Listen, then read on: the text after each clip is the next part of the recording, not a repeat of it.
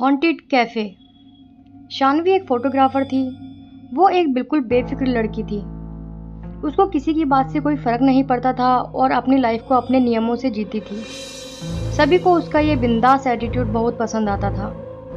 जो भी पैसे वो अपनी फ़ोटोग्राफ़ी से कमाती थी, वो सब पैसों को पहाड़ों में नई-नई जगह घूमने में लगा देती थी। शान्वी को अकेले घूमना बहुत पसंद था। इस बार भी वो अकेले ही एक नई जगह, एक नए हिल स्टेशन आई थी। वो जगह एक गांव के पास थी।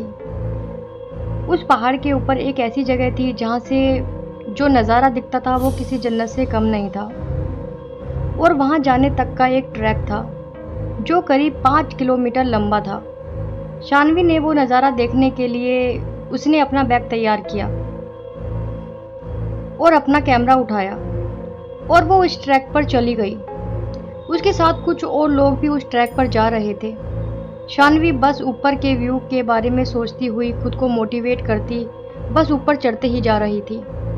कुछ दूर चलते ही शान्वी को पहाड़ के ऊपर जा रहा एक कच्चा रास्ता दिखा। शान्वी ने ठीक से देखा तो वो कच्चा रास्ता ऊपर जाके ट्रैक के रास्ते पर मिल रहा था। शान्वी को लगा वो एक शॉर्टकट है और शान्वी को ट्रैकिंग का काफ़ी अनुभव था, तो उसने वो कच्चा रास्ता ले लिया। उस कच्चे रास्ते पर चलते हुए करीब आधा घंटा हो गया था।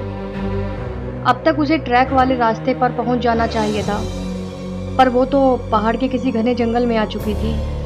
शान्वी ने जब वापस मुड़कर देखा तो उसे वापस जाने का रास्ता भी नहीं समझ आ रहा था। वो रास्ता भटक चुकी थी। उसके फ़ोन के नेटवर्क भी नहीं आ रहे थे। अब शान्वी थोड़ा परेशान हो चुकी थी। अपनी किस्मत को कोसती हुई शान्वी अब सही रास्ता खोजने लगी। भूख के मारे उसकी जान निकले जा रही थी कि तभी उसके सामने कुछ ऐसा आया जिसे देखकर उसे अपनी आंखों पे यकीन नहीं हो पा रहा था। उस वीराने के बीच एक बहुत ही सुंदर कैफ़े बना था और उसी कैफ़े से एक पक्की सड़क भी मिली थी। शान्वी की खुशी का कोई ठिकाना नहीं था। वो जल्दी दौड़कर उस कैफ़े की तरफ आई और अंदर चली गई। कैफ़े जितना बाहर से सुंदर था, उससे कहीं ज़्यादा सुंदर अंदर से था। अंदर बहुत ही अच्छी डेकोरेशन थी और कुछ लड़के लड़की वहां बैठकर हंस खेल रहे थे। वो कैफ़े परफेक्ट था। शान्वी सब कुछ भूल गई थी। फटाफट से एक टेबल पर बैठ गई थी और तभी एक वेटर आया। उस वेटर ने जैसे ही मेन्यू कार्ड टेबल पर रखा, शान्वी की नज़र उसकी कलाई पर पड़ी।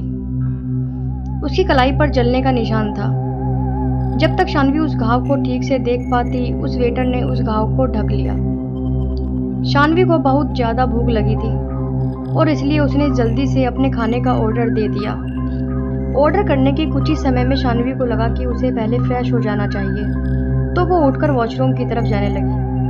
वॉशरूम के रास्ते पर उन हंसते खेलते लड़कों की टेबल भी थी। तभी उसने देखा कि उनमें से एक लड़के के सर पर एक घाव था और ये घाव ठीक उस वेटर के जैसे ही लग रहा था। ध्यान से देखने पर शान्वी को पता चला कि वैसा ही घाव उस टेबल पर बैठे हर इंसान पर था, किसी के चेहरे पर तो किसी के हाथ पर। शान्वी उन घावों को देखने में इतनी गुम हो गई कि उसने ध्यान ही नहीं दिया कि वो हंसते खेलते लोग अब बिल्कुल शांत हो गए थे और वो शान्वी को बहुत ही डरावने तरीके से घूर रहे थे। शान्वी को लगा कि शायद उसके ऐसे देखने पर वो लोग नाराज हो गए हैं। वो सॉरी बोलकर वहां से सीधा वॉशरूम चली गई। वॉशरूम में मुंह धुलते हुए वो उन घाव के बारे में सोच रही थी। मुंह धुलने के बाद जब उसने सर उठाकर शीशे में देखा तो उसकी रूह कांप उठी। उस वॉशरूम के शीशे में वो वॉशरूम पूरा जला हुआ दिख रहा था। अचानक उसे बहुत जोर जोर से लोगों की चीखने की आवाज़ें आने लगी, लेकिन ये सब कुछ थोड़ी ही देर में बंद हो गया और जब तक शान्वी कुछ समझ पाती, सब कुछ पहले जैसा हो गया था। शान्वी को लगने लगा था कि इस जगह में कुछ तो गड़बड़ है, पर उसे इतनी भूख लगी थी कि उसने सोचा कि जल्दी से जल्दी अपना पेट भर के वहाँ से निकल जाएगी। शान्वी सर झुकाकर अपनी टेबल पर पहुँची और अपने खाने का इंतजार करते हुए उसने एक सिगरेट जलाई और उसे पीने लगी। शान्वी ने सिगरेट का धुआं छोड़ते हुए देखा कि पूरे कैफ़े में बिल्कुल सन्नाटा था और कैफ़े में मौजूद हर एक इंसान उसे ही घूर कर देख रहा था। उसकी आंखों में इतना गुस्सा था कि शान्वी घबरा उठी। देखते ही देखते उन सबके चेहरे बदलने लगे और उनके शरीर बिल्कुल काले पड़ गए। वो वेटर जो शान्वी से बहुत हंसकर बातें कर रहा था, अब शान्वी की तरफ गुस्से से तेजी से दौड़ता हुआ आ रहा था। शानवी ने सहम कर अपनी सिगरेट को पानी के गिलास में डालकर बुझा दिया। शानवी को कुछ समझ नहीं आ रहा था और वो बहुत ज़्यादा डर चुकी थी। इससे पहले वो कुछ कर पाती, उसने देखा कि वहाँ बैठे लोग जिनके शरीर काले पड़ रहे थे अब राख की तरह टूट रहे हैं। ये देखकर डर के मारे शानवी की जान निकल गई। वो अपना सामान उठाकर जैसे तैसे उस कैफे से बाहर भागी और जब उसने वहाँ से निकलकर पीछे मुड़कर देखा तो उसे वो खूबसूरत कैफे नहीं, एक पुरानी जली हुई बिल्डिंग दिखी। वहाँ शानवी बिना कुछ सोचे बस रोड पर भागती गई। रोड पर भागते हुए उसे एक गाड़ी दिखी और उस गाड़ी में उसी एरिया में रहने वाला एक आदमी था। शानवी की ऐसी हालत देखकर उस आदमी ने उसे अपनी गाड़ी में बिठा लिया। शानवी ने उसके साथ हुआ हादसा जैसे तैसे उस आदमी को बताने की कोशिश की। शानवी को लगा था कि वो आदमी उसे पागल समझेगा, पर उस आदमी ने कुछ ऐसा कहा जो शानवी ने कभी सोचा भी नहीं था।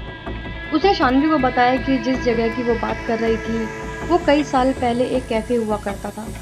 एक बार एक कस्टमर उसी कैफ़े में बैठा हुआ सिगरेट पी रहा था और उसने सिगरेट को बिना बुझाए ही अपने टेबल के पास ही फेंक दिया था। उस आदमी की लापरवाही की वजह से एक पर्दे में आग लग गई थी और इससे पहले कोई कुछ कर पाता उस पूरे कैफ़े में आग फैल गई थी और अंदर फंसे सभी लोग जलकर मर गए। शानवी ये सब सुनकर हक्की बक्की रह गई। अब उसे सब समझ आ रहा था और उसे यकीन नहीं हो रहा था कि उस कैफ़े में बैठे सभी लोग जिंदा नहीं, मरे हुए थे। उस आदमी की बात सुनकर शानवी सोच रही थी कि वो बाल बाल बच गई, लेकिन शानवी को ये नहीं पता था कि उसके बगल में बैठे इंसान की गर्दन पर भी वैसा ही जले हुए का निशान था। अगले दिन उस एरिया के अखबार में एक खबर आई जिसमें लिखा था कि एक लड़की की उसी रोड पर एक्सीडेंट में मौत हो गई और उस लड़की का नाम था शानवी।